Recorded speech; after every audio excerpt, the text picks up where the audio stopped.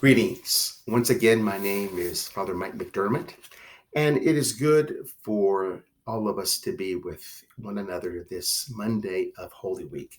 Not the optimal way that we would like to be with one another, but it is the way in which we now mark as important as we journey with the Lord this Holy Week of 2020. Yesterday, we celebrated Palm Sunday, in which Jesus triumphantly entered Jerusalem, Jerusalem being the place where he was to encounter his suffering and his death. These 3 days of Holy Week, Monday, Tuesday, Wednesday, are very important because they set the stage for what is about to happen on Holy Thursday and then, of course, Good Friday, leading to Easter Sunday. Monday of Holy Week. I want to pray and want to read the gospel of this day according to John. 6 days before Passover, Jesus came to Bethany, where Lazarus was, whom Jesus had raised from the dead.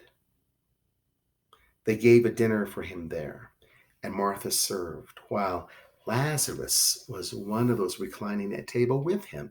Mary took a liter of costly perfumed oil made from genuine aromatic nard and anointed the feet of Jesus and dried them with her hair. The house was filled with the fragrance of the oil. Then Judas the Iscariot, one of his disciples, and the one who would betray him, said, "Why was this oil not sold for 300 days' wages and given to the poor?" He said this not because he cared about the poor, but because he was a thief and held the money bag and used to steal the contributions.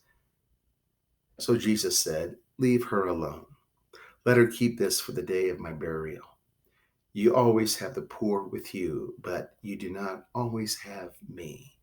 The large crowd of the Jews found out that he was there and came not only because of him, but also to see Lazarus, whom he had raised from the dead. And the chief priests plotted to kill Lazarus too, because many of the Jews were turning away and believing in Jesus because of him. What is remarkable about this story is the action of Mary, who very beautifully anointed the feet of Jesus and dried his feet with her hair. Many biblical interpretations, the primary one being, of course, here was Mary anointing Jesus in preparation for his burial. But I like to think of it in a different kind of way. I'd like to see all of us consider Mary as one who offered the Lord her very best. This is what she could do. This is what she wanted to do. This is how she wanted to give the Lord anything and everything that she possessed. As we enter into this journey of Holy Week all the more, each and every day we are called to do what? To give our very best, to give our mind, to give our heart to Jesus, exercising the many blessings and gifts we have been abundantly given.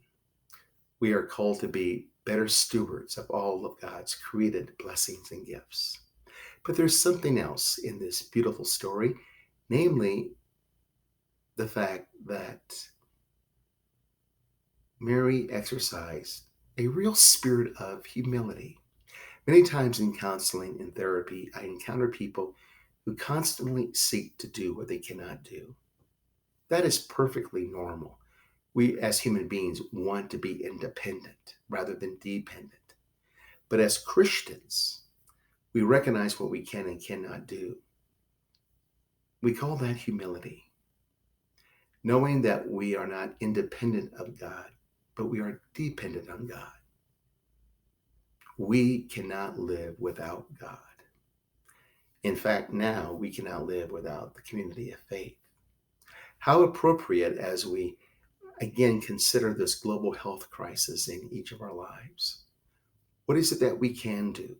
What is it that we cannot do? Maybe this is our call to be humble, to exercise humility, not only recognizing what we can and cannot do, but coming to that profound recognition that we are dependent on God and that we are dependent on the community of faith.